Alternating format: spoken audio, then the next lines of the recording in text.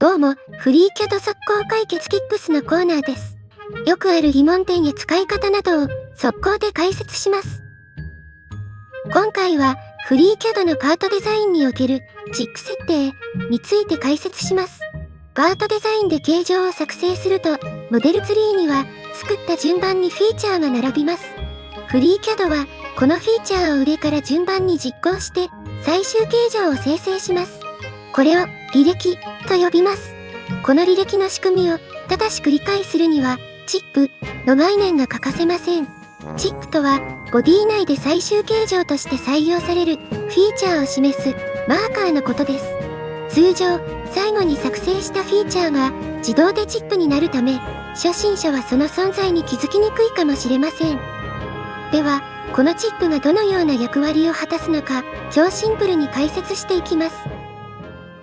モデルツリー内のフィーチャーは、通常、一番下の最新のフィーチャーが最終的な形状として自動的にマーカーされます。画面に表示している緑のチェックマークがこのチップです。ところが、ユーザーが任意でボディ内の途中の形状を最終形状として指定することができます。これをチック設定と呼びます。では、チップの働きを見てみましょう。カットのエッジにフィレットを適用します。すると、フリーキャドはフィレットを最新の形状として採用し、チップが自動でフィレットに移動します。では、ここでチップをパッドに戻してみます。モデルツリーでパッドを選択し、右クリック。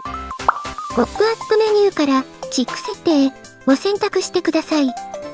チップがパッドに戻りました。3T キューを見てみると、フィレットが消えてますね。これはエラーではなく、フリーキャドに対して、このパッドの時点の形状を最終版として採用するという指示を与えたためです。フィレット自体はモデルツリーの下に存在していますが、チップがパッドに設定されたため、パッドより後のフィーチャーはボディの最終形状として採用されない状態です。では、チップを変更すると何ができ、どんなことが起きるでしょうか。ここでは、正常な使い方と注意が必要なケースを比較します。例えば、カットにチップを戻した状態で、その形状を STL やステップとしてエクスポートすることができます。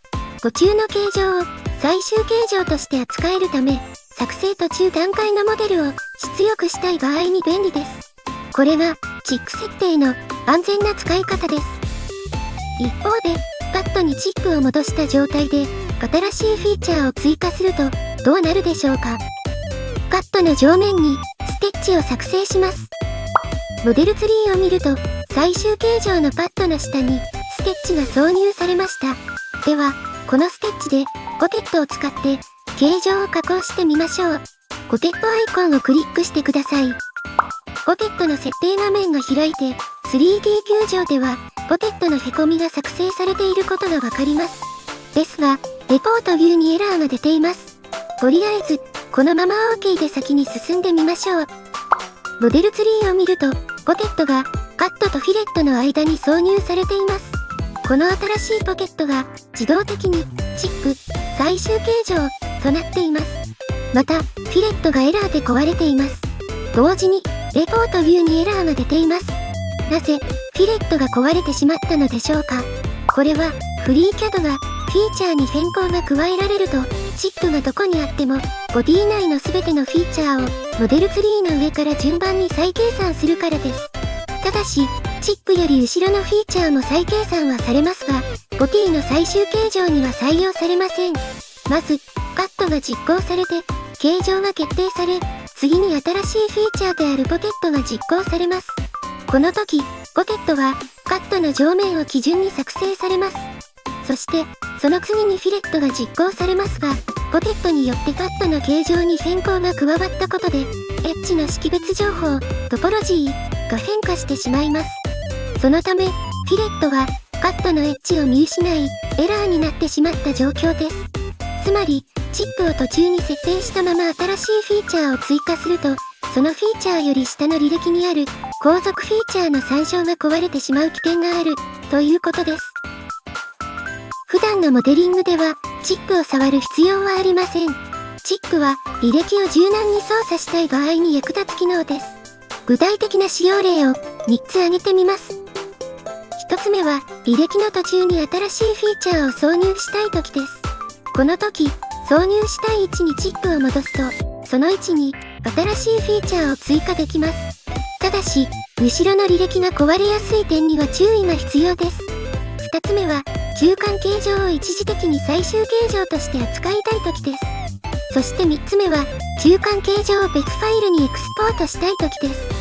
チップを使った作業を終えたら、必ず末尾のフィーチャーにチップを戻すことが強く推奨されています。この概念は、カートデザインのような履歴ベースのモデリングにおいて、過去の操作を柔軟に変更、挿入するための重要な仕組みです。ただし、この概念により、簡単に形状が壊れてしまう危険性があることも十分理解しておきましょう。まとめると、チック設定は本来、履歴の途中に戻して、新しいフィーチャーを追加するための機能です。これは、パラメトリックモデリングの柔軟性を担保する仕組みです。